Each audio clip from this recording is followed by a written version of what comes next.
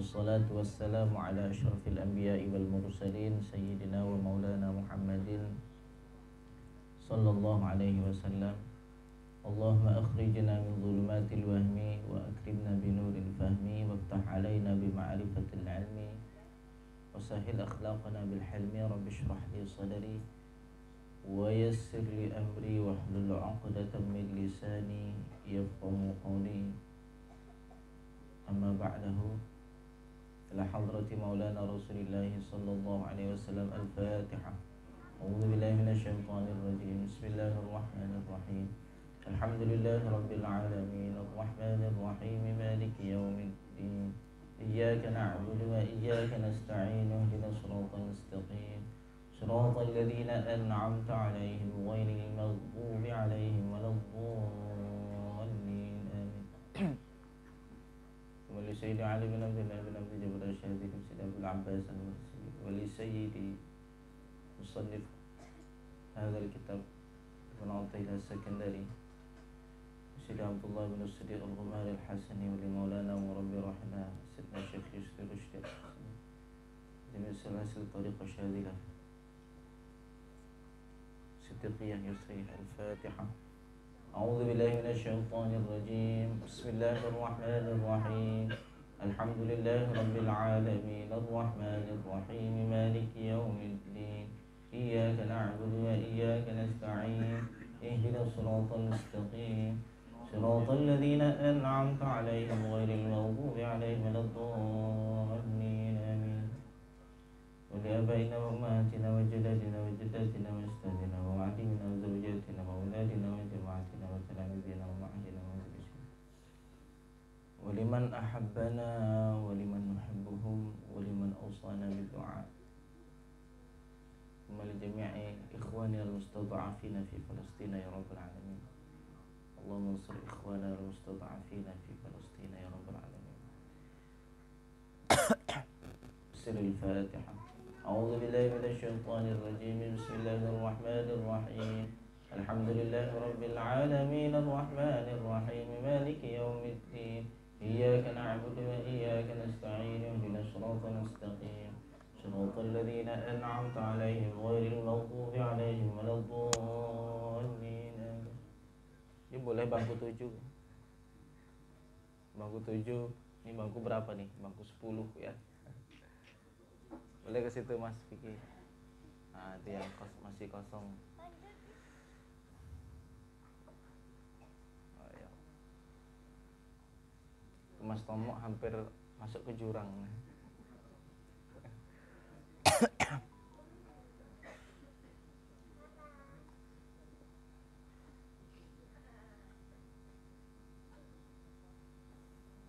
Ya kirim. Alhamdulillah. Alhamdulillahirabbil alamin. Segala puji bagi Allah yang mana pada malam hari ini kita kembali diberikan oleh Allah satu kenikmatan luar biasa, yaitu berkumpulnya kita di Mushola At-Taqwa. Alhamdulillah ya, jamaah semangat mau datang. Alhamdulillah. Mudah-mudahan ini wujud dari tanda Allah itu cinta kepada kita semua. Amin amin ya rabbal alamin. Bersalawat beserta salam kita kirimkan kepada kekasih kita baginda Nabi Allah Muhammad sallallahu alaihi wasallam. Allahumma shalli ala sayyidina Muhammad wa ala ali sayyidina Muhammad. Laula al-wasithah la dhahaba kama qila al-mawsud. Kalau bukan karena wasithah, kalau bukan karena perantara, la dhahaba, niscaya hilanglah apapun yang ada. Ya, tidak ada perantara Nabi, tidak ada ilmu, tidak ada perantara Nabi, tidak ada agama, tidak ada perantara Nabi, tidak ada kita. Ya, tidak ada perantara Nabi, tidak ada alam semesta. Ya. Jadi Nabi itu selalu ada dimanapun dan kapanpun. Kenapa? Karena dialah yang memperantarai segalanya. Walaupun seseorang sedang tidak melihat adanya listrik yang mengalir pada lampu, listrik itu tetap ada menyinari dan menjadi perantara akan hidupnya lampu. Walaupun kita tidak pernah melihat, ketika lampu hidup yang kita fokus adalah sinar lampunya, bukan cahaya yang memperantarai akan adanya lampu tersebut tetap bersinar. Kita selama ini melihat alam semesta, melihat hidayah, melihat bahkan rezeki yang datang. Yang kita lihat adalah apa? Yang kita lihat adalah rezekinya. Kita tidak melihat perantara rezeki itu datang kepada kita. Perantara itulah Nabi Muhammad sallallahu alaihi wasallam. Innama ana qasim wallahu yu'ti. Saya yang membagi, Allah yang memberi. Jadi sumbernya dari Allah. Lalu yang membagi siapa? Nabi Muhammad sallallahu alaihi wasallam. Ini harus dipahami hakikat ini, Pak ya. Yang dimana Rasulullah sallallahu alaihi wasallam ajarkan kepada kita, talibul ilmi yad'u lahu ajnihataha ridwan bima yatlub. Penuntut ilmu itu malaikat menaruh sayap bentuk dari tanda ridho. Sayap malaikat terbentang ketika ada orang yang ngaji, dia nunduk begini. Kalau nunduk itu wujud tanda apa? Wujud dari tanda yang datang ini orang mulia. Kiai besar datang, tidak ada orang. Oh, tuh kiai datang, depannya gini. Tidak. Kiai datang begini. Kenapa? Yang datang ini orang mulia. Penuntut ilmu mulia di sisi Allah, sehingga malaikat tahu keagungan penuntut ilmu, sehingga malaikat harus menundukkan sayapnya. Yad'u lahu ajnihataha, memberikan, meletakkan bagi penuntut ilmu sayap-sayap malaikat. Ridwan bima yasna', atau riwayat lain mengatakan ridwan bima yatlub, sebagai tanda ridho atas apa yang sedang ia lakukan dan apa yang telah ia cari. Itu malaikat jejer nanti nungguin jenengan semua nih, Pak. Ya. Malaikat tadi nunggu di pinggir-pinggir tepi jalan ke pondok. Nampak enggak? Enggak nampak ya, alhamdulillah. Kalau nampak enggak jadi datang ya. Balik lagi kita ke sana. Hikmahnya itu begitu, Masya Allah. Bahkan duduknya di majelis, Pak, yakinlah bahwa malaikat itu mereka datang. Malaikat siapa? Ini kita bukan ngomong malaikat Israel ya. Malaikat Israel ya kalau nak malam ini sudah jatahnya, dia sudah ngintai-ngintai dari sekarang ya. Tapi alhamdulillah ngintainya kita lagi baik nih. Nah, ini malaikat khusus yang Allah utus. Innalillahi malaikatan sayyahina fil ardh. Allah itu punya malaikat sayyah. Sayyah ini malaikat yang memang gawinya keliling. Kan ada orang juga yang senangnya keliling-keliling gitu ya. Malaikat ada yang suka keliling, tapi ngapain keliling? Nengok mana ada majelis ilmu, mana aja lah majelis zikir, dia datang ke situ duduk. Selesai majelis dia pulang ke langit. Karena tempatnya malaikat itu banyak di langit.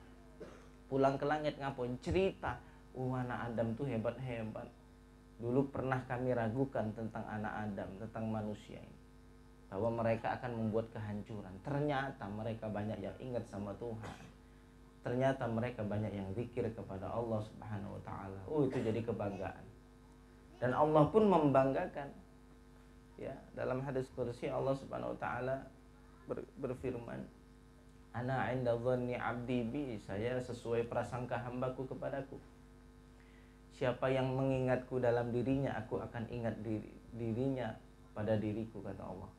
Siapa yang mengingatku dalam keramaian, aku akan mengingatnya di keramaian yang lebih baik dari keramaian mereka. Kita ingat Allah bareng-bareng di sini, Pak. Yang kita kaji hikam. Hikam ini ingat cuma Tuhan yang kita ingat.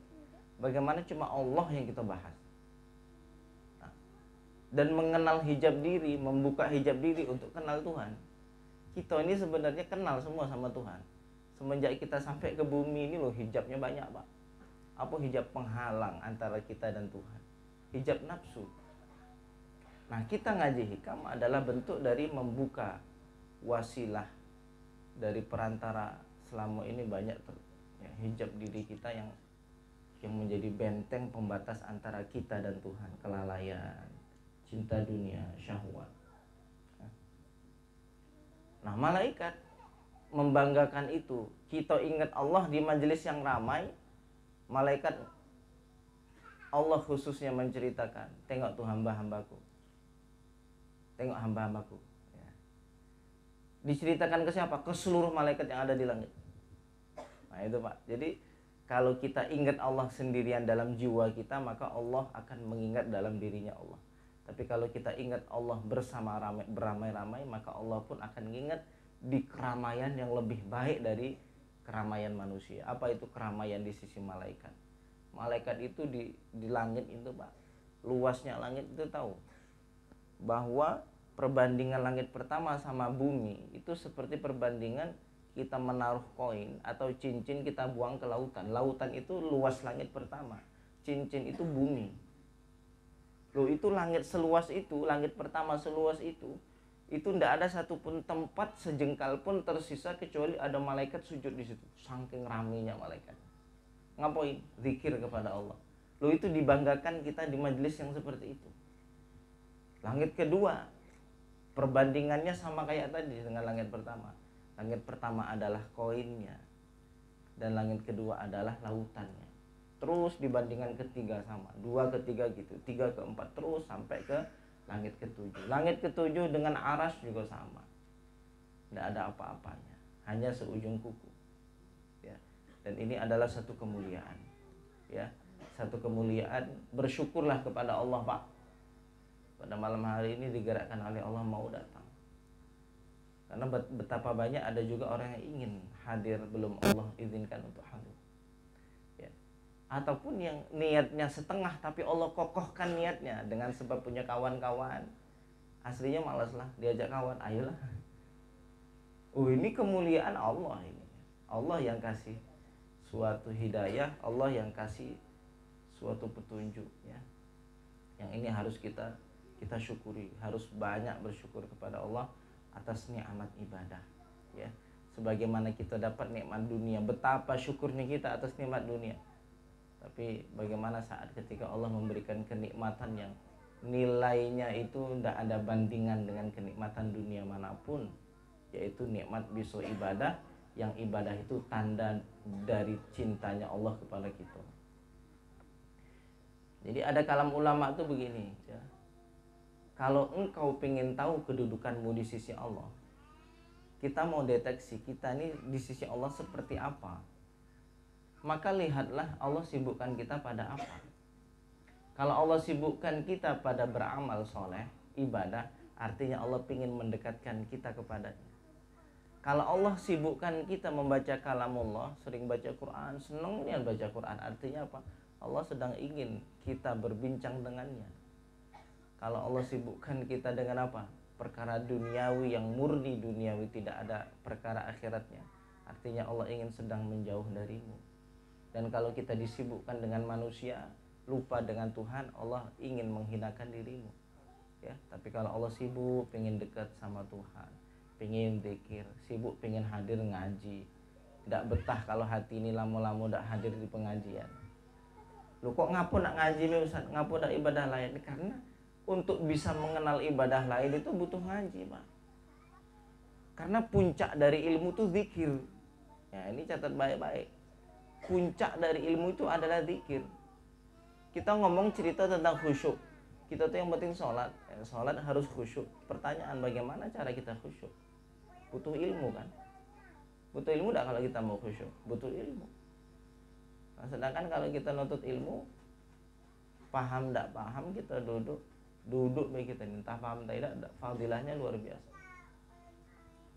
Walaupun datang ke sini misalnya datangnya niatnya tidak ngaji, misal ada yang niat datang tidak ngaji, malaikat ngomong, masa mereka itu dapat ampunan semua, mereka dapat kemuliaan? Ada juga yang datang itu tidak niat ngaji, ya ngadu ke Tuhan, masa semuanya dapat kemuliaan begitu? Dari yang ngaji itu tidak ada semuanya yang niat ngaji. Mungkin ada yang pengen ketemu kawan, ada yang pengen cerita sama kawan, atau ada yang pengen lagi hutang, ya.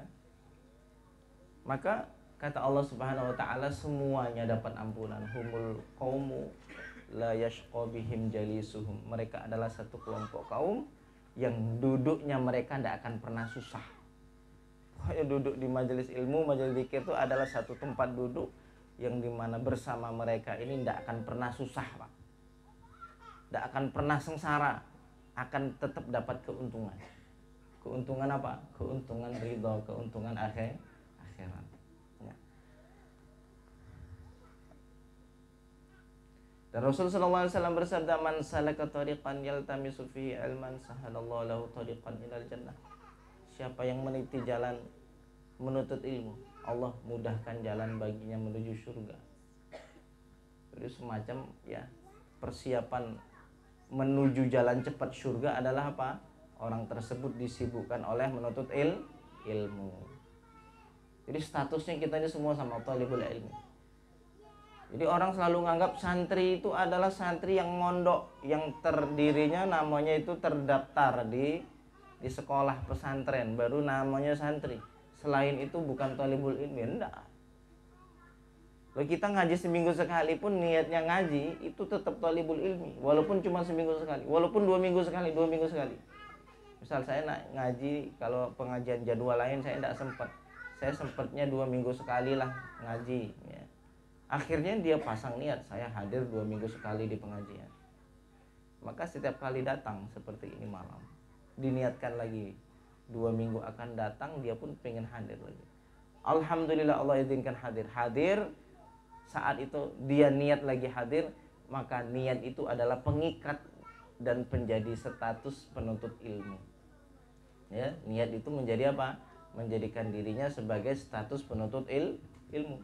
Kalau penuntut ilmu kayak apa kalau mati, Pak? Syahid. Saya kadang ngomong ya, ada keuntungan santri-santri yang dulunya mondok ndak tamat. Itu kadang ada untungnya, Pak. Apa untungnya? Ya merasa dia ilmunya kurang. Ketika merasa ilmunya kurang apa? Dia setelah itu semangat. Karena ada satu kaidah begini, al-ibratu bil khawatim. Ya, yang dianggap itu adalah hasil akhir, Pak. Ya, makanya betapa sering kita melihat anak tamatan pesantren, setelah itu kita ajak ngaji malah tidak mau. Ngapa? Ngaji apa? Fikih. Saya sudah khatam 2 kali. Ngaji apa tauhid? Lah 3 kali saya hafal matan aqidatul awam. Ngaji apa di sana? Ngaji ini ya. Saya sudah berapa kali itu tamat sama guru itu tidak mau lagi ngaji, Pak. Nah, tapi kita yang dulu alhamdulillah yang mau mondok tidak jadi mondok, ataupun yang memang degil tidak mau mondok ya. Alhamdulillah barokahnya sekarang inilah kita merasakan butuhnya ilmu. Di masa-masa tua ini kita belajar. Biasanya masa-masa tua adalah masa kematangan spiritual. Ini sangat mendukung seseorang itu dalam menuntut ilmu. Memang harusnya menuntut ilmu itu dari mulai lahir sampai mati memang. Ya, nah, alhamdulillah status itu mudah-mudahan tidak lepas dari diri kita. Ya, itulah harapan kami juga. Ya, mati mengajar dan belajar. Nah, kita tuh pun harapannya gitu, matinya dalam keadaan belajar atau mengajar. Karena matinya itu mati syahid. Ya, mudah-mudahan Allah wafatkan kita syahid. Amin amin ya robbal. Karena umat Nabi Muhammad ini banyak mati syahid, Pak. Walaupun tidak syahid di medan perang, syahid di mana? Syahid di atas kasur. Banyak yang kata Nabi umat Nabi Muhammad ini matinya mati syahid, tapi syahidnya di kasur. Ya mungkin seperti ini orang penuntut ilmu ngaji terus istiqomah, alhamdulillah. Ternyata malaikat Israel cabut nyawa dalam kondisi status niatnya terhubung menuntut ilmu, matinya syahid. Walaupun matinya di atas kasur. Atau apalagi mati dalam kondisi menahan sakit. Ya menahan rasa pedih hati, ya itu syahid. Banyak kemuliaan dari umat Nabi Muhammad sallallahu alaihi wasallam. Qala al-musannif rahimahullah ta'ala wa hada man nafa'ana bihi wa bi 'ulumihi fid dharain amin. Ibnu Athaillah berkata pada hikmah yang ke-8, idza futiha laka wijhatan min at-ta'arrufi fala tubali ma'aha an qalla 'amaluka. Apabila Allah telah membukakan bagimu jalan pengenalan, atau bahasa lain jalan ma'rifat. Jadi jangan sampai kita salah paham tentang ma'rifat. Istilah ma'rifat itu artinya kenal. Jangan kita bayangkan orang tuh orang ma'rifat, padahal artinya dia memahami ma'rifat itu sakti. Orang ini bisa jalan di atas air, orang ini bisa terbang, itu orang ma'rifat itu. Bukan gitu, Pak. Bukan ma'rifat. Ma'rifat yang kita sering bahas dalam kajian ini adalah orang yang kenal. Kenal kepada siapa? Kepada penciptanya.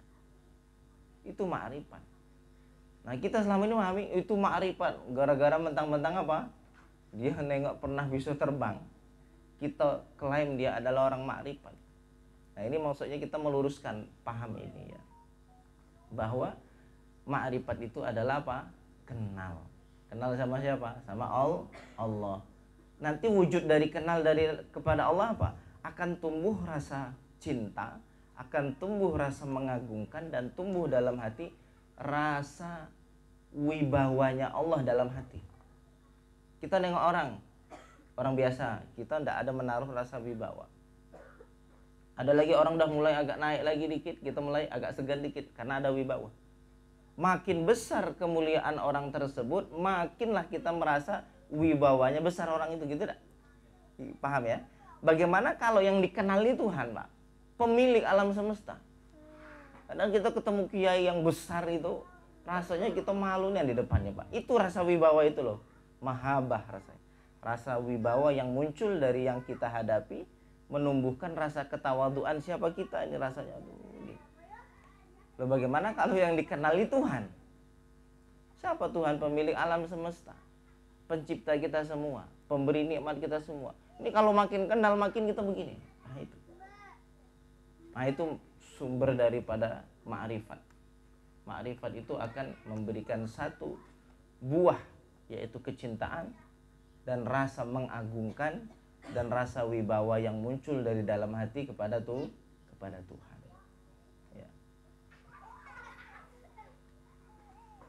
Fala tubali ma'aha, maka tidak peduli.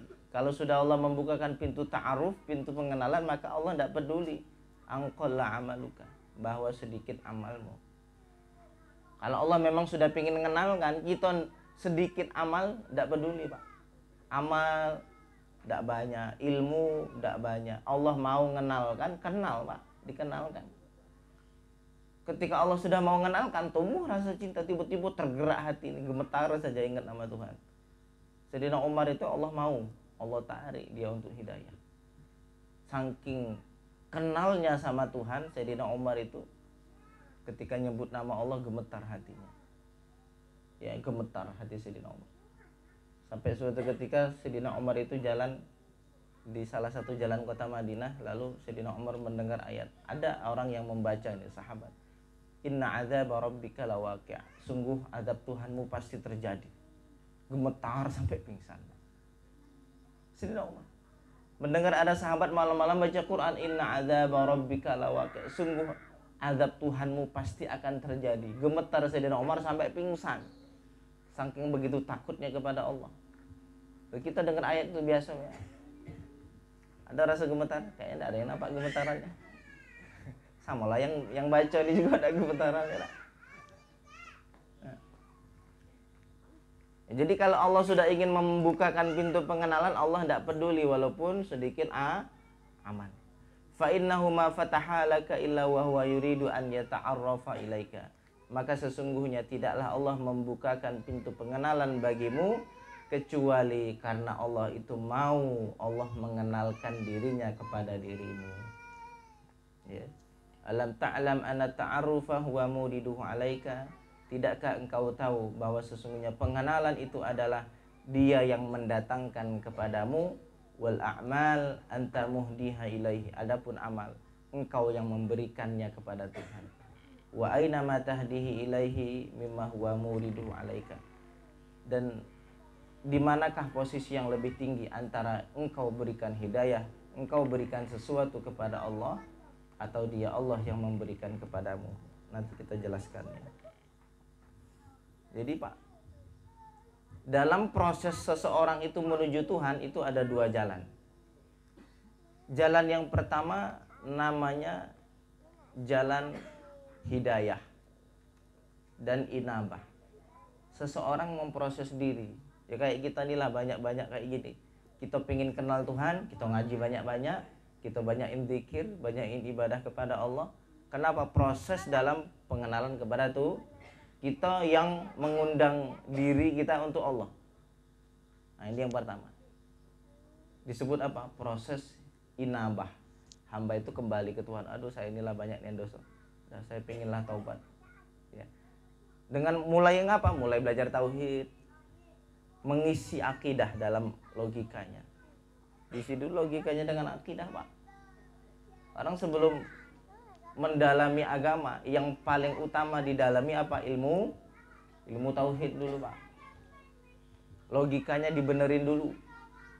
Kalau logikanya tidak benar, sulit dia kesana kesini, kesana kesini. Logikanya dulu dibenerin. Dengan apa? Ngaji tauhid. Makanya sebelum ngaji tauhid, di situ ada pembahasan aqsamul hukmil aqli tsalatsa. Hukum akal yang 3, wajib, mustahil, jaiz. Ada mungkin kalau pernah ngaji ilmu tauhid, ya. Ingat dulu tak? Ngaji tauhid dulu. Ada namanya hukum wajib, ada mustahil, ada jaiz. Wajib itu apa? Mesti ada. Mustahil itu apa? Mesti tiada. Jaiz itu boleh ada, boleh tidak. Hukum wajib contohnya apa? Adanya Tuhan, mesti ada Tuhan. Apa contoh mustahil? Allah itu lemah. Tidak mungkin ada namanya lemah bagi sosok Tuhan. Kalau jaiz itu apa? Boleh ada, boleh tidak. Contohnya apa? Allah memasukkan kita ke dalam surga. Ini jaiz, Pak. Boleh iya, boleh tidak, Pak. Kok tidak mentang-mentang kita beriman, beramal soleh, sudah ngaji hikam, artinya Allah wajib memasukkan kita ke surga? Tidak ada istilah begitu. Hukumnya jaiz, boleh saja begitu. Paham hukum akal. Akal kita tertata dulu. Ngerti kita tuh kemana arahnya. Tuhan kita ini siapa? Sifatnya kayak mana Tuhan? Arahkan dulu logika kita. Sudah terarah logika kita, lama-lama kita kenal, ngerti siapa Tuhan yang kita sembah. Baru kalau sudah kenal, tumbuh tadi rasa cinta. Makanya sulit orang itu, bagaimana rasanya saya ini mau menaruh rasa hormat kepada Tuhan, sedangkan kita pun tidak kenal siapa Tuhan kita. Yang selama ini kita kenal, Tuhan kita adalah namanya Allah. Tapi apakah logikamu menerima kebenaran adanya Allah? Nah, tanyalah sama diri kita, Pak. Sekarang begini, Allah itu punya sifat Rahman Rahim enggak? Pengasih penyayang enggak? Nah sekarang tanya kepada diri kita, logika kita sudah betul nerima itu apa belum? Apa cuman sebatas tahu, apa betul menyaksikan atas kasih sayang Allah? Ayo ditanya ke diri kita. Allah kasih sayang. Selama ini kita sebut sifat itu berkali-kali. Ar-Rahmanir Rahim. Bismillahirrahmanirrahim. Kasih sayang. Allah bersifat pengasih, penyayang. Tanya ke diri kita, apakah sifat itu sudah tertanam di dalam logika akal kita? Apa belum? Apa cuma sebatas tahu bahwa Allah itu pengasih, penyayang?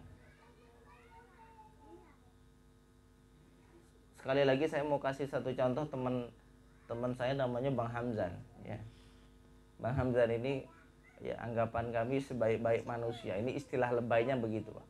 Saking baiknya, saking jujurnya, saking toleransinya, saking lemah lembutnya. Aduh, pokoknya setiap yang dekat tuh sayang sama Bang Hamzan. Orang Lombok yang apa, motor GP itu ya, motor Lombok. Ya, motor GP itu di Lombok. Nah, Bang Hamzan itu kalau saya kasih tahu dia orangnya lemah lembut, maka yang hadir di sini cuman tahu kalau Bang Hamzan itu lemah lembut, betul nggak? Sebatas tahu Bang Hamzan itu lemah lembut. Tapi apakah batas pengetahuan lemah lembut Bapak ini sama dengan pengetahuan saya tentang lemah lembutnya Bang Hamzan? Saya ngerti tentang lemah lembut Bang Hamzan, sama apa beda? Beda kan? Oleh sebab apa?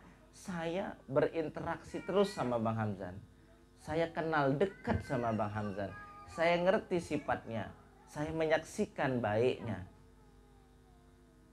Paham? Maka inilah yang membedakan. Kalau kita sebatas tahu Allah pengasih penyayang, belum pernah logika kita menerima itu, maka kapan kita akan mentakzimkan Tuhan? Sampai tua pun kita nyebut nama Ar-Rahmanir Rahim, tidak membekas di hati. Oleh sebab apa? Kita tidak pernah memasukkan akidah logika kasih sayang Allah di dalam logika kita, Pak. Makanya ayat-ayat Quran itu banyak isinya tentang tafakur, suruh mikir. Ingat, akal ini suruh mikir Tuhan, ya. Allah kasih akal cerdas kita ini suruh mikir Tuhan. Loh, serius, besok ini semua dipersaksikan.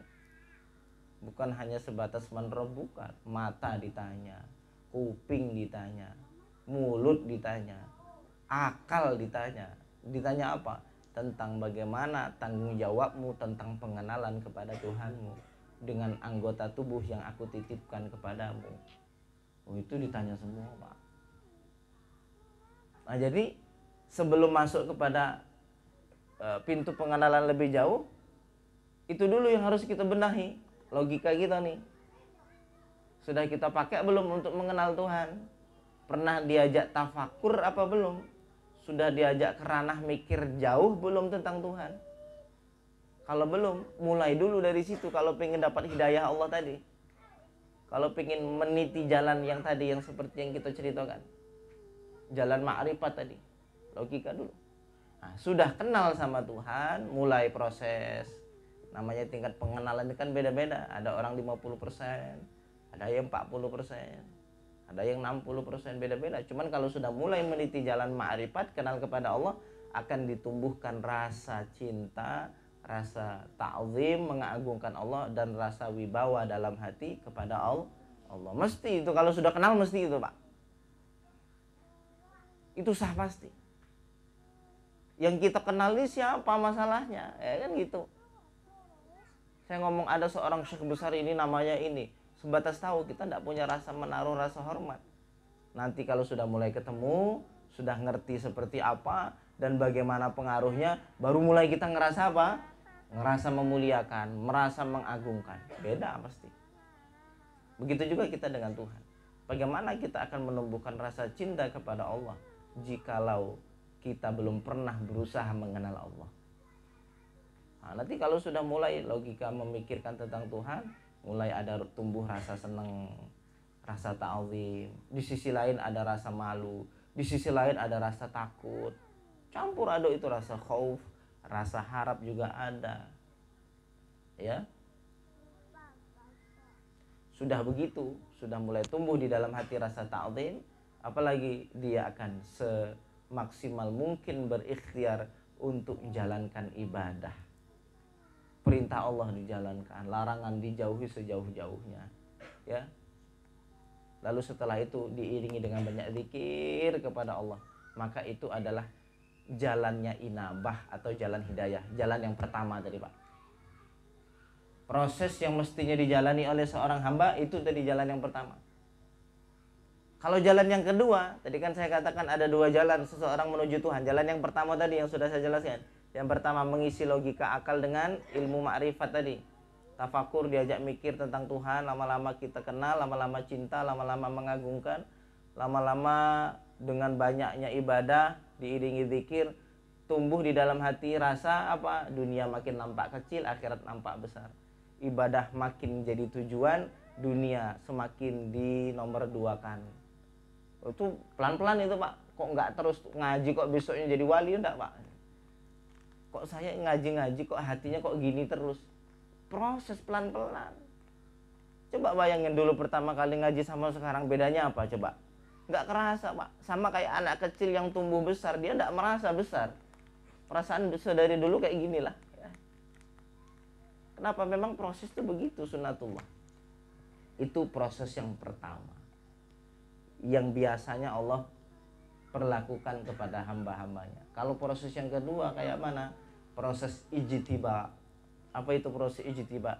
Allah itu menarik tanpa didahului adanya amalan-amalan oleh si hamba. Bisa Allah begitu? Ya sangat-sangat bisa. Orang ini dalam kondisi lalai, tidak punya amalan, tiba-tiba Allah tarik, bisa tidak? Bisa. Oh, ini paling cepat, Pak. Jalan paling cepat, jalan yang kedua ini. Cuman tinggal lagi pertanyaan, kita nak milih jalan kedua, kapan Allah nak narik? Kalau sampai mati tidak ditarik-tarik, seandainya kita mikir, oh enak nih jalan kedua adalah aku udah usah capek-capek lah yang pertama nih. Kalau jalan pertama nih harus ngaji terus, malam Senin ngaji hikam, harus ngalahin rasa males, jauh ngalahin rasa dingin berangkat ngaji, dalam proses ingin kenal sama Tuhan misalnya kan. Enak yang kedua belah, ngapa nunggu ditarik? Tanya ke diri kita, kapan Tuhan nariknya? Allah menarik begitu, Pak, untuk ngasih tahu ke kita bahwa Allah itu sebagaimana Allah mampu mengenalkan dirinya kepada orang yang melewati proses, dan juga orang yang tidak melewati proses pun Allah mampu untuk mengenalkannya. Paham ya? Itu semuanya adalah pintu pengenalan dari Allah Subhanahu Ta'ala. Itu diceritakan di dalam Al-Quran ya, dalam surat Asy-Syura, Allahu yajtabi ilaihi man yasha wa yahdi ilaihi man yunib. Allah itu akan menarik siapapun yang Allah kehendaki. Nah, bahasanya Allah itu akan menarik siapapun yang Allah kehendaki. Tidak ada batasan. Siapapun yang Allah, walaupun orang kafir Pak, ditarik Pak. Kalau Allah mau. Wa yahdi ilaihi man yunib. Tapi Allah Allah memberikan hidayah kepada orang yang kembali melewati proses, dia mulai taubat, mulai belajar tauhid, mulai dibanyak zikir, mengenal Tuhan, baru ditarik sama Tuhan setelah lewat proses. Ini kalau mau menyelesaikan hikmah ini panjang lama Pak, karena nanti kita akan ada sesi tanya jawab.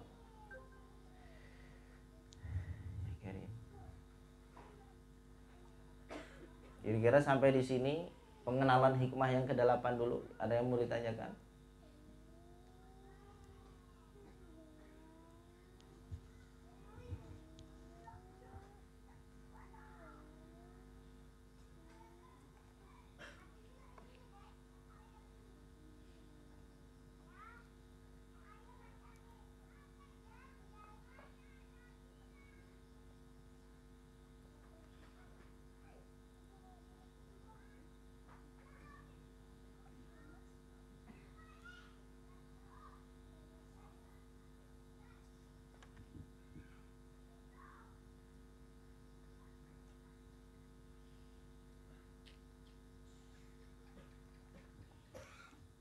Maka Ibnu Athaillah pada hikmah yang ini, sebagaimana yang sudah kita jelaskan, ada dua jalan tadi Pak. Seseorang itu menuju Tuhan, memproses diri. Yang kedua apa? Allah langsung narik. Ya, ada dua. Yang pertama apa? Seseorang memproses diri, mengikhtiarkan diri. Yang kedua apa? Allah menarik. Ya. Nah, yang dibahas Ibnu Athaillah pada hikmah ini yang kedua ini, yang Allah tarik. Jadi Allah sangat mampu menarik siapapun yang Allah kehendaki walaupun dia tidak punya amalan, kata Ibnu Athaillah. Kalau Allah sudah mau buka pintu pengenalan, tidak peduli, tidak punya sedikit amal. Allah tidak peduli. Walaupun sedikit amal tidak peduli, Allah tarik. Ya. Kenapa? Allah juga ingin ngasih tahu ke kita, sejatinya rahmat Allah itu datang, itu karena kehendaknya. Karena berapa banyak orang, ini kaitannya dengan hikmah yang pertama, yang dimana Ibnu Athaillah mengatakan seseorang itu ya, tujuan dari hikmah yang pertama tidak boleh bergantung pada amal. Apa bergantung pada amal? Pede sama amalnya, tidak bisa. Banyak ibadahmu, kalau Allah tidak mencurahkan rahmatnya tidak mampu. Ya. Tapi ketika Allah membuka pintu kasih sayang, tidak banyak amalmu, Allah tarik, langsung Allah akan kembalikan kepadanya. Ya. Mudah-mudahan kita termasuk bagian yang kedua Pak. Amin ya robbal birahmatihi wa karamihi, dengan rahmat Allah dan dengan kemurahan dari Allah Subhanahu wa ta'ala. Jadi ada satu doa yang dulu pernah saya ingat dari doa Syekh Isri, Allahumma haqqikna. Ya. Allahumma haqqikna fi maqami wahdatus syuhud. Saya lupa doanya ya. Baru saja ingat dah lupa Pak. Nanti kalau ingat kita sampaikan Pak ya. Kalau kita bercerita tentang sejarah Islam Pak, apakah ada ini terjadi zaman sahabat? Banyak. Orang kafir memusuhi Nabi, datang disentuh hatinya sama Nabi, langsung berubah. Ada seseorang yang mau membunuh Nabi SAW dari belakang. Nabi SAW lagi tawaf di Ka'bah, lagi bawa pisau. Bawa pisau ini mau menusuk Nabi dari belakang. Pertanyaan Nabi Muhammad itu ngerti di belakang seperti mengerti di depan. Salah satu dari mukjizat Nabi Muhammad itu melihat di belakang seperti melihat di depan. Ya. Pokoknya matanya di mana-mana. Mata pandangannya Nabi SAW. Mau nusuk karena Nabi nampak. Nengok ke belakang enggak jadi. Muter lagi tahu. Mau nusuk lagi Nabi Muhammad nampak, ditengok lagi ke belakang, mau kenapa? Enggak ngapa-ngapain. Ketika yang ketiga ditarik mau menusuk betul, Nabi melihat, langsung ditaruh kanjeng Nabi tangannya di sini, disentuh, nyentuh sekali. Setelah disentuh apa katanya? Sungguh wahai Muhammad, ya, engkau adalah orang yang paling aku benci. Sebelum engkau menyentuhku, sekarang engkau adalah orang yang paling aku cintai. Sekejap Pak, dibalikkan begitu saja. Apa ini? Tariqul ijtiba. Allah mau menariknya ini. Sekejap saja Allah mau menarik. Itu contoh sahabat banyak di zaman sahabat Nabi. Ketemu Nabi tiba-tiba berubah keadaan sekejap. Di zaman-zaman dulu, zaman Abdullah bin Mubarak, zaman Fudail bin Iyad, seorang penyamun, ya, Fudail bin Iyad, seorang penyamun loh, penyamun. Tiba-tiba di satu malam beliau Allah kasih hidayah oleh sebab orang baca satu ayat, tiba-tiba ayat itu menggetarkan hati. Saat itu dia menjadi pembesarnya para wali. Sekejap itu loh semalam. Dari seorang penyamun Fudail bin Iyad menjadi wali saat itu juga. Menjadi tujuan utamanya adalah Allah. Dan ini tidak menutup kemungkinan terjadi di zaman ini. Ya. Bisa jadi siapapun yang ada, Allah tarik begitu tiba-tiba. Saat ketika wasilah apapun itu tiba-tiba muncul rasa cinta, muncul rasa ta'zim dalam hati kepada Allah, tiba-tiba senang ibadah, senang ngaji, senang apa lagi, pengen kenal, istiqomah ibadah, sholatnya tidak tinggal, rasa rindu pengen ibadah, pengen ngaji, tiba-tiba datang begitu Pak, ya. Maka ini juga bagian daripada tariqul ijtiba, jalan Allah itu menarik hambanya yang Allah kehendaki. Jadi siapapun di zaman kapanpun ini tetap berlaku, ya, tetap berlaku.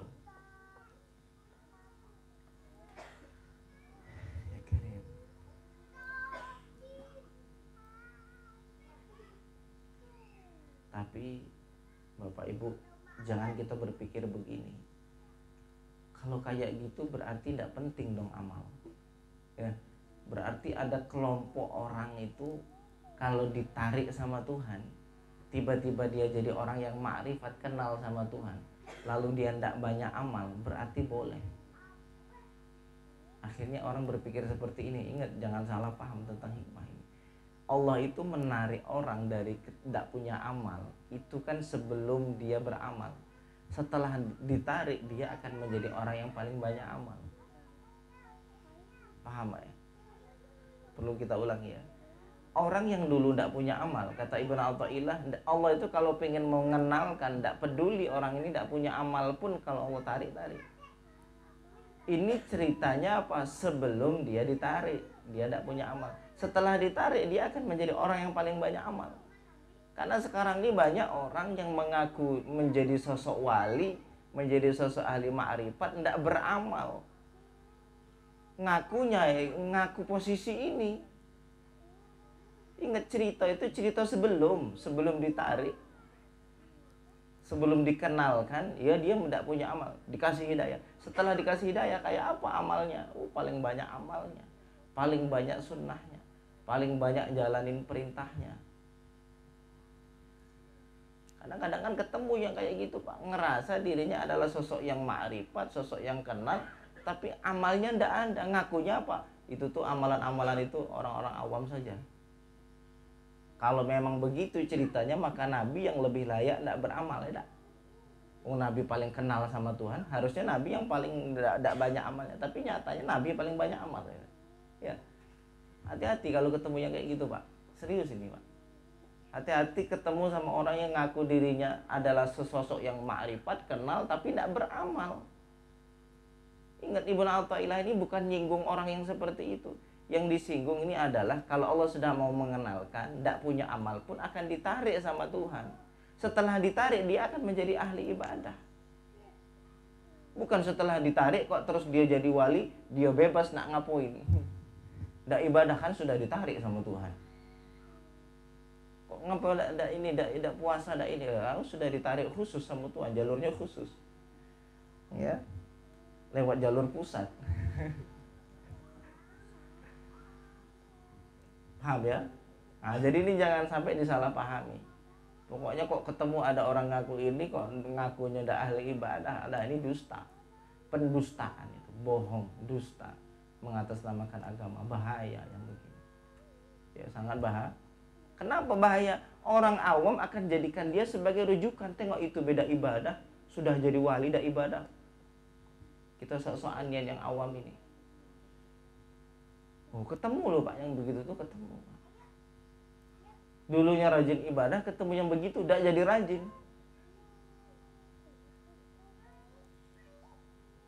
Bahaya. Tuh ngomongnya gimana? Mau sholat ke masjid, lo ngapain sholat ke masjid? Memang Tuhan cuma di masjid? Bahaya enggak tuh Pak? Nah, ini orang awam yang mau ke masjid digituin, heran dia, gimana caranya ini? Jadi ingat, Ibn Athaillah ini mengatakan apa? Yang disinggung sama Ibn Athaillah adalah orang yang ditarik sama Allah sebelum dirinya punya amal, ditarik sama Allah dengan keinginan dari Allah. Setelah ditarik, dia akan menjadi orang yang sangat cinta kepada Allah dan akan menjadi orang yang paling banyak amalnya kepada Allah Subhanahu wa ta'ala. Lalu pertanyaan lagi, lalu bagaimana ciri-ciri sifat supaya kita itu bisa ditarik sama Tuhan? Ada tak kisi-kisinya kira-kira supaya ya kita ini yang amalnya sedikit ini bisa dikhususkan seperti itu, punya jalur khusus, supaya tiba-tiba yang hati ini lalai dari Tuhan, tiba-tiba Allah kenalkan perasaan di dalam hati itu cuman Allah saja yang kita tuju. Gimana caranya itu? Ini kan tujuan orang yang mulia sebenarnya. Orang kalau sudah mikirnya kayak gini Pak, artinya orang ini sudah nak dikasih juga sama Allah. Ingat, orang itu kalau sudah meminta sesuatu, sejatinya Allah itu sedang menyiapkan untuk memberi. Orang itu kalau mikirnya bagaimana caranya supaya saya itu bisa ditarik, itu kan karena sebab dia tuh pengen dekat sama Tuhan. Beruntung sudah orang ini.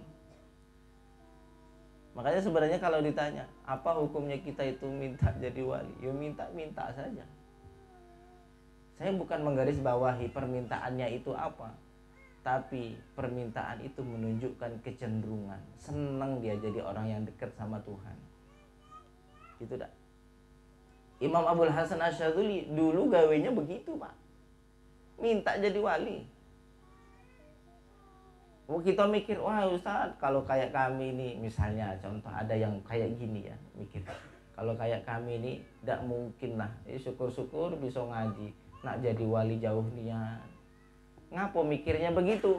Karena dia bergantung pada amal. Dia ngukur ke tingkatan wali itu di tingkat dari apa? Banyaknya amal ya. Kalau tidak banyak amal tidak bisa jadi wali.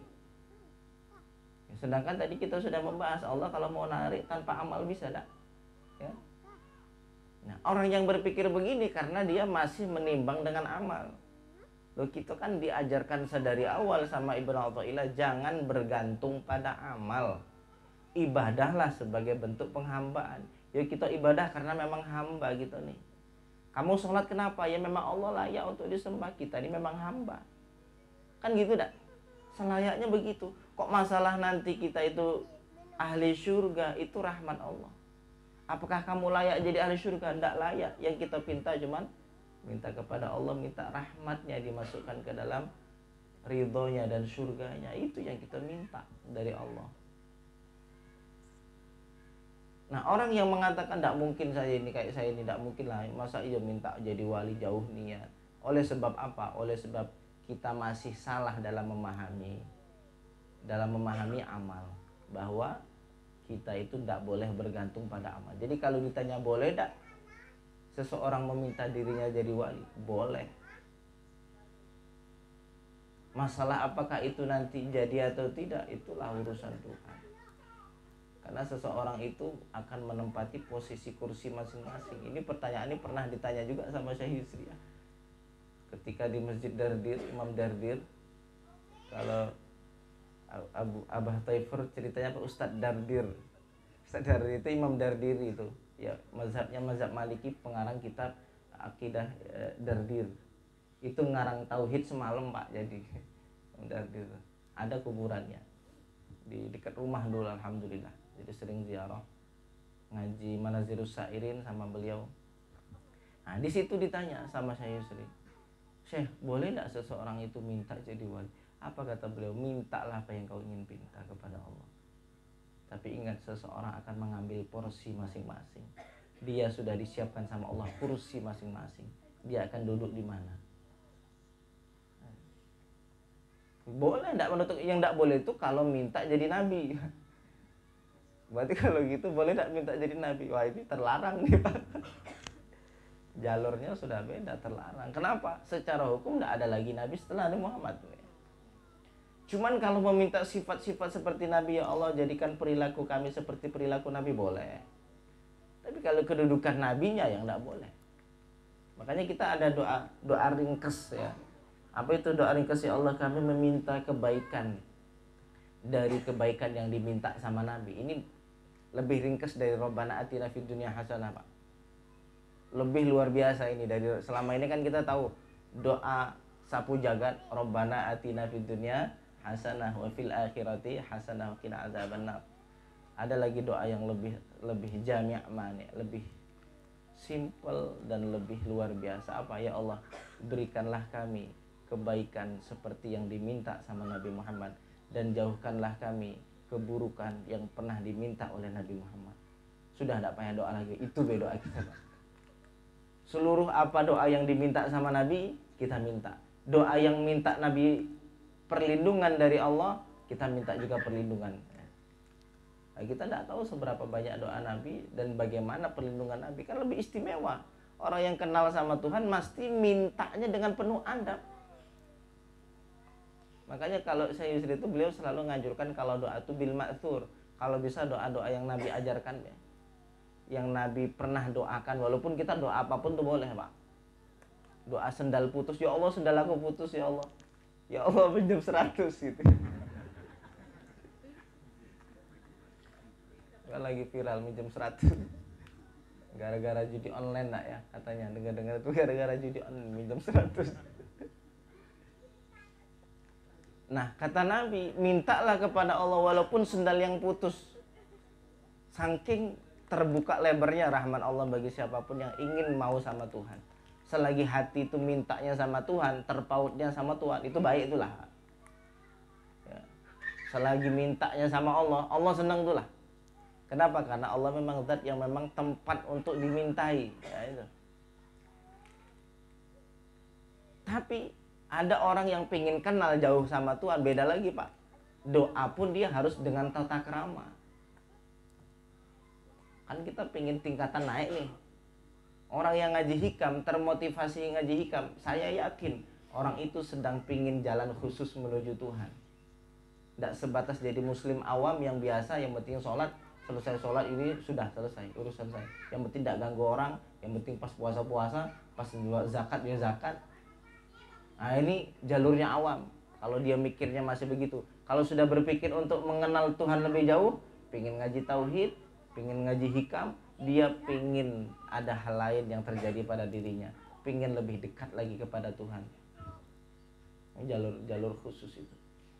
Nah, orang yang pingin dekat sama Tuhan, pasti kan dia pingin adabnya lebih tinggi, gitu enggak?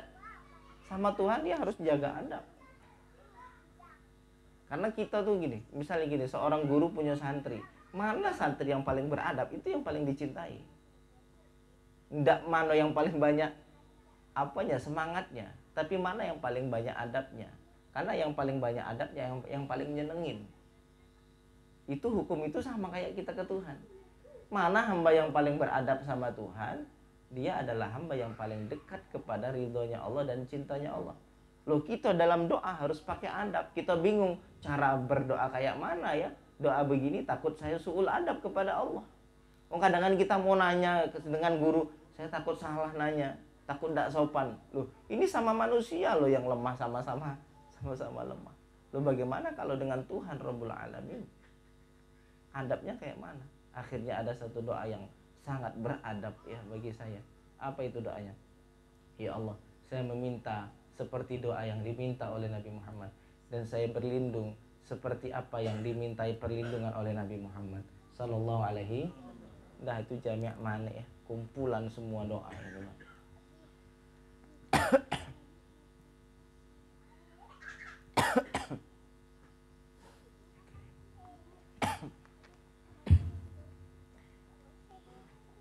Jadi kalau misalnya ditanya apa itu sifat-sifat yang lebih cenderung kepada bahwa Allah itu akan menarik seorang hamba, yaitu sifat penghinaan diri.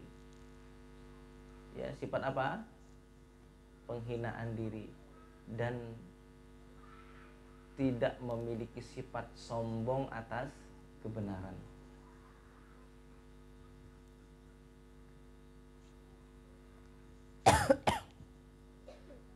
Kita lihat bagaimana kata Syekh Ramadan Buti.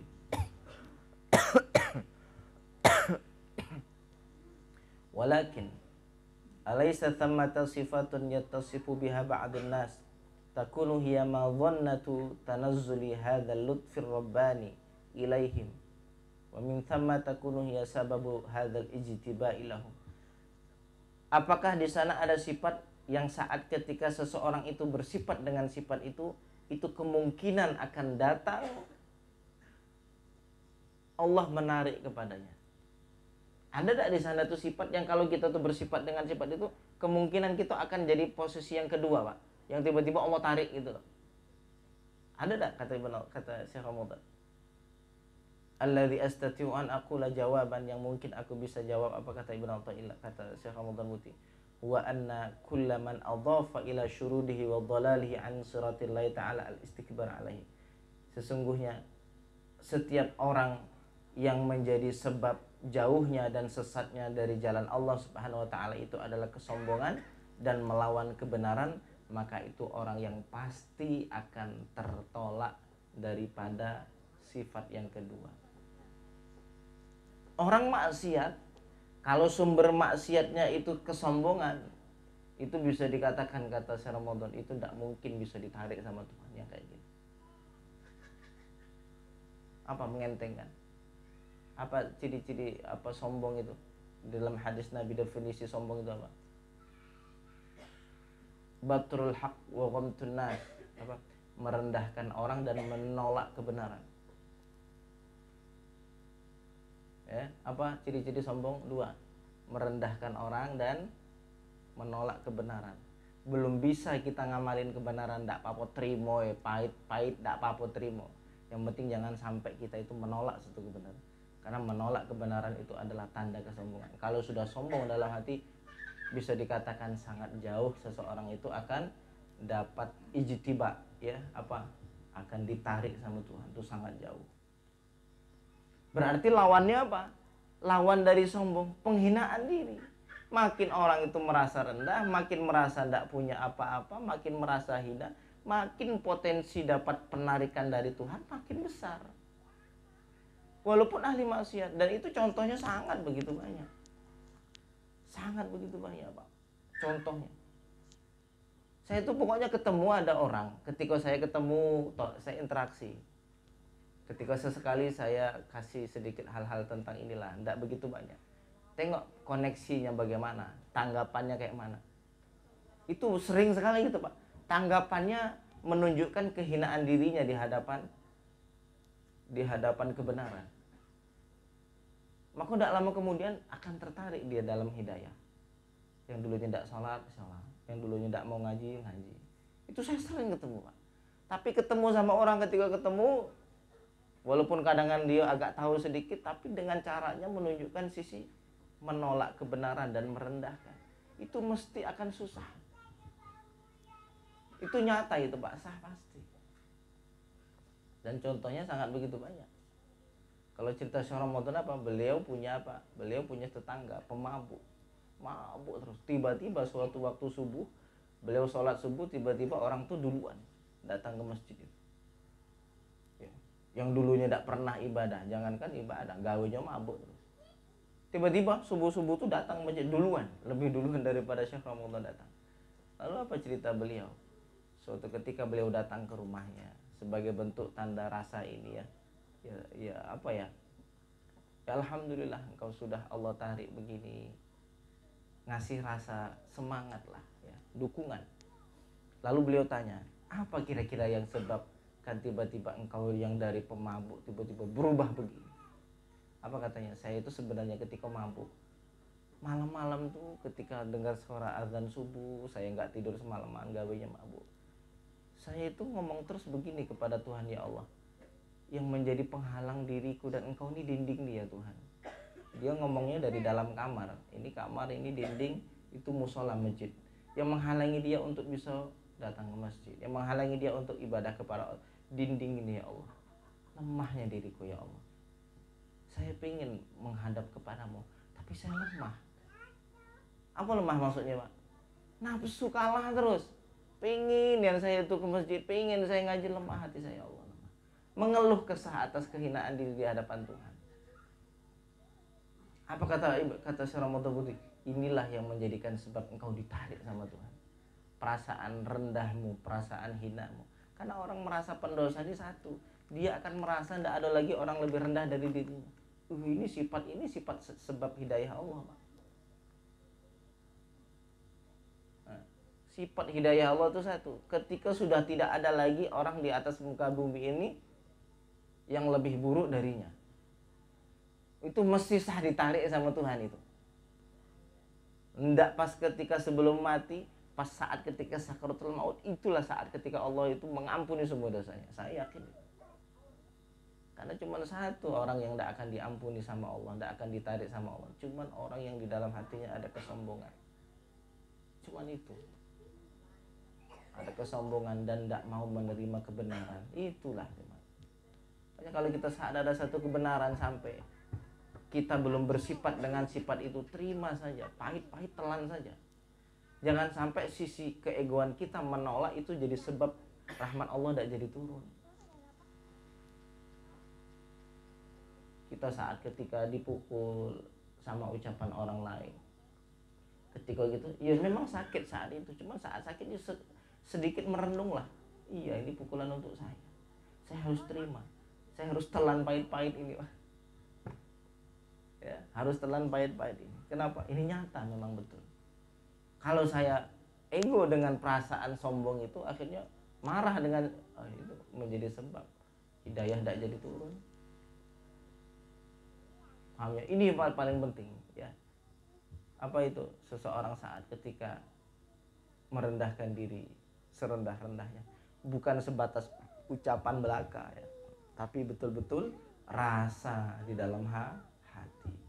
Sudah itu rasa dalam hati, maka sebab hidayah itu akan datang begitu dekat ya kepada seseorang yang tersebut. Walaqad ra'aitu kalaman adzunuhu li Sayyid Ahmad Ar-Rifai rahimahullah taala, dan saya, kata Syekh Ramadan, saya melihat ada satu ucapan yang saya rasa itu adalah ucapan Sayyid Ahmad Ar-Rifai. Apa kata beliau? Sayyid Ahmad Ar-Rifai. Sayyid Ahmad Ar-Rifai ini orang Mesir, Pak. Meninggalnya di Mesir. Pokoknya yang di daerah selatan Mesir, baratnya Mesir, itu ada Sidi Ahmad Ar-Rifai, ada Sidi Ahmad Al-Badawi. Ini sosok wali besar, kalau bisa kita katakan ya paku buminya Mesir ya. Selain wali-wali yang banyak nih, ada Imam Al-Busiri ya, pengarang kitab Burda, ada Imam Abdul Abbas Al-Mursi, ada Ibn Atha'illah Sekandari, dan banyak yang lain. Ini termasuk wali besar Sidi Ahmad Ar-Rifai. Ini beliau ini punya karomah saat ketika beliau ziarah kubur Nabi. Ketika ziarah kubur di Raudhah Nabi, ketika ziarah beliau mengatakan dengan beberapa ucapan, kata beliau, wahai Rasulullah, saya dari dulu datang kepadamu dengan ruh, adapun sekarang saya datang dengan jasad dan ruh. Saat itu Nabi mengeluarkan tangannya dari kubur. Wah, ini luar biasa ujiannya, Pak. Datang tangan ujian ini, Pak. Terbesit perasaan, wah saya sudah sampai ke makom nih. Makom apa maksudnya? Ngerti maksudnya makom apa? Makom kemuliaan, makom yang bisa menyaksikan Nabi secara langsung. Bahkan tangan Nabi diulurkan. Ini ujian. Orang itu kalau selagi tujuannya kepada Allah, selain dari Allah itu tetap ujian walaupun bentuknya kasyaf. Kok tiba-tiba pulang ketemu malaikat Jibril misal, itu ujian. Jangan dianggap saya sudah sampai ke makom derajat wali nih. Buktinya yang lain tidak ketemu Jibril, saya ketemu Jibril. Loh, ini ujian. Karena itu bagian dari warna-warni penghambat seseorang menuju Tuhan. Kalau dia sibuk sama itu, sudah tidak akan bisa sampai. Tapi dia fokus pada perjalanan menuju Allah, dia akan sampai. Sering saya nyinggung, baru ditunjukkan satu kasyaf, 20 tahun dia akan terlena dengan itu. Dia tidak bisa sampai kepada Tuhan. Karena dia hanya sibuk dengan itu. Kita nak dari rumah mau ke pasar, sudah jelas tujuan ke pasar. Sampai di jalan nampak ada toko mainan lewat. Ada toko bakso lewat. Masuk situ. Ada apa lagi? Mie ayam sebentar dulu. Sedangkan waktunya ini terbatas. Tidak sampai ke tujuan. Nah, saat ketika proses perjalanan menuju Allah begitu, kita melewati jalan, ada ujian. Ujiannya ini yang lebih mengganggu ujian itu, Pak. Yang seperti Sidi Ahmad Ar-Rifai, ketika beliau datang ke makom, datang tangan Nabi ngulurkan tangan, nyata. Bukan hanya Sidi Ahmad Ar-Rifai yang nengok, seluruh orang yang hadir saat itu pun melihat. Siapa? Semua yang hadir itu nengok juga tangannya keluar. Ini karomahnya luar biasa. Kadang-kadang kalau melihat Nabi ya cuma dia sendiri yang melihat, yang lain tidak menengok kan. Loh, ini Sidi Ahmad Ar-Rifai tangannya keluar, semua pun melihat tangan Nabi itu keluar. Semuanya dapat barokahnya Sidi Ahmad Ar-Rifai. Tapi beliau dengan kehati-hatian beliau bermunajat kepada Allah, ya. Bermunajat kepada Allah supaya jangan sampai keluarnya tangan Nabi menjadi dirinya ujub, menjadikan dirinya bangga atas itu semua, ya. Makanya hati-hati nih perkara hatinya halus nih. Dipuji dikit, ada sedikit tergoyah hati, hati-hati. Sering-sering ngaji perkara hati memang betul. Kenapa? Supaya kita akan makin terasa. Ini penyakit batin, ini penyakit batin. Jangan sampai ini terlalu lama dalam hati. Sering-sering ngaji. Ya. Apa kata Sidi Ahmad Ar-Rifai? Nazartu ila turuqil muwassilati ila Allah. Saya melihat kepada jalan yang menyampaikan kepada Allah. Fara'aituha jami'an muzdahimah. Saya melihat jalan itu sempit. Apa itu jalan menuju Allah? Orang itu ada jalannya dengan puasa terus memproses diri untuk menuju Tuhan. Ada orang itu memproses diri dengan apa? Tahajud, semalaman tidak pernah tidur, ya. Semalaman tidak pernah tidur. Ada yang memproses diri dengan apa? Dengan duha, habis duha baca Al-Quran sampai khatam, pokoknya memproses dengan ibadah. Kata Sidi Ahmad Ar-Rifai, jalannya sempit. Kenapa? Karena masih ada bagian nafsu di dalamnya. Masih ada bagian nafsu di situ. Kenapa? Karena tengok orang yang mau nyalek itu, Pak, sibuk dia mau umroh. Kalau memang ikhlas, tidak perlu dia harus memfoto dia, ya. Habis itu masukin ke Instagram, masukin ke berita. Kalau memang ikhlas, dia diam-diam berangkat kepada Allah. Tapi kenapa kok berita masuk? Karena ada satu kepentingan nafsu di situ, pingin namanya baik, ahli ibadah. Dia umroh tuh, pantas tuh jadi pemimpin kita, cocok ini. Nah itu, karena semuanya ada kepentingan nafsu. Tapi kata Sidi Ahmad Ar-Rifai, wa nazartu ila tariqit tadhalluli wal inkisar, dan saya memandang kepada jalan penghinaan, jalan merendahkan diri. Fa'idan huwa farighun lazdihama alaihi. Tiba-tiba saya melihat jalannya itu sangat kosong, luas, lapang, tidak ada yang berhimpitan di dalamnya. Jadi semacam jalan menuju Tuhan ada dua. Sini jalan proses ibadah, sini jalan dengan at-tadhallul wal inkisar, menghinakan diri. Nengok jalan sini sempitnya, lambat sampainya, prosesnya panjang. Melewat sini, langsung sampai. Jalur khusus ini VIP, jalan tol. Kenapa? Jalan menghinakan diri, nafsu tidak ada bagian di dalamnya. Saat seorang merasa hina, ada nafsu, kepentingan nafsu di situ? Hah? Ada enggak? Saat kita merasa kita ini orang paling rendah, ada enggak nafsu di situ bagian? Ada enggak nafsu bagian di situ? Enggak ada. Nafsu itu pinginnya dikenal, nafsu itu pinginnya masyhur, nafsu itu pinginnya mulia, nafsu itu pinginnya dikenal baik, nafsu itu pinginnya tinggi. Dengan apapun itu, baik dengan dunia, baik dengan ibadah, baik dengan ilmu. Karena mohon maaf, jadi sosok ustadz itu pun ada sisi nafsunya loh Pak. Kalau tidak hati-hati betul, yang terpleset dulu masuk neraka ustadz loh Kiai, serius. Makanya harus hati-hati lihat meniti jalan ini, ya. Makanya nanti di akhirat itu yang pertama kali masuk neraka siapa? Orang alim. Kenapa? Ketika ditanya, apa yang kau buat dengan ilmumu? Saya belajar supaya saya akan ngajarin banyak orang. Ya Allah. Apa kata Allah? Kadzab, engkau berdusta. Engkau belajar supaya engkau dianggap seorang alim. Prosesi belajar itu kan langsung belajar dalam proses mendidik diri untuk mengenal Tuhan. Sudah dia kenal sama Tuhan, ajarkan orang lain supaya kenal Tuhan, kan gitu. Tapi kan ada bagian nafsu, bisa semua orang, ya kita ketemu sama orang, kamu mondok yang baik-baik, nah nanti kalau sudah pondok baik-baik, nanti kau dikenal kau pinter ceramah, kau sekali ceramah itu lumayan itu, tinggal usah berdosa matu tuh, kaya itu, saya dengar kuping saya. Ya saya maklumi saja lah, maklumi, setiap orang kan punya latar belakang yang beda-beda.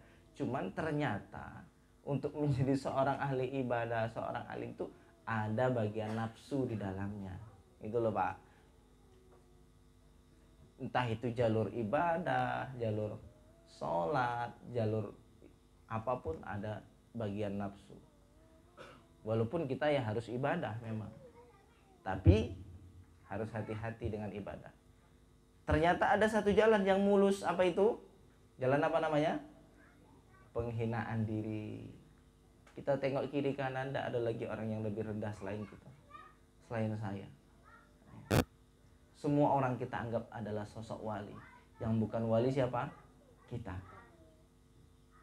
Maka ini jalan paling singkat menuju Allah Subhanahu wa ta'ala.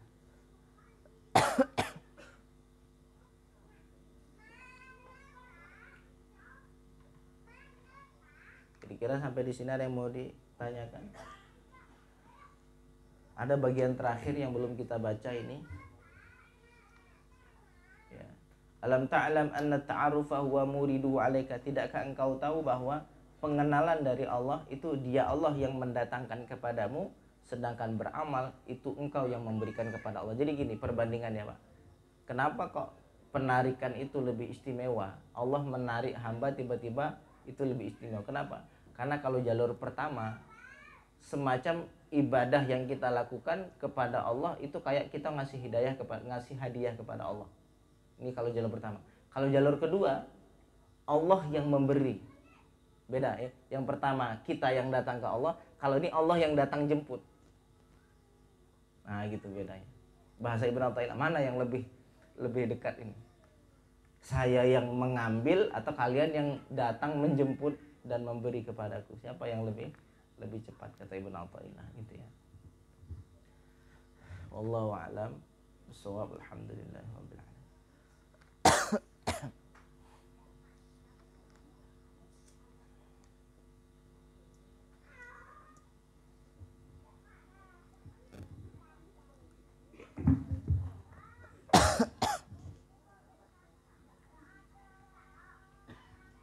Ayo, sambil diminum kopi sama kuenya ya.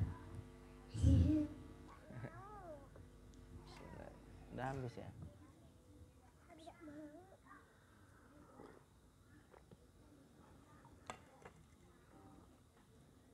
Lengkap aja. Terjemahnya lengkap. Hah? Apa disingkat-singkat juga? Enggak singkat juga. Hah?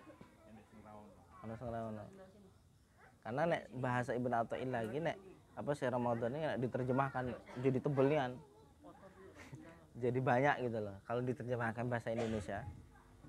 Karena bahasa beliau ini penuh makna sastra, tinggi sastranya kalau Syekh Ramadan. Jadi terjemahnya itu butuh banyak untuk bisa menjelaskan ucapan beliau ini.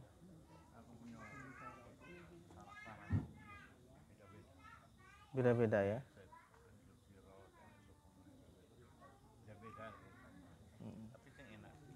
Iya, iya. Beliau ini memang dikenal dengan Ghazaliyatul Asri ya, Imam Ghazali zaman sekarang. Aku enak. Kalau membaca hikam ini tidak akan bisa dinikmati sama ini, sama pembaca dan sama penikmat. Tidak enak apa didengar itu kayak enggak ini, kayak enggak realita.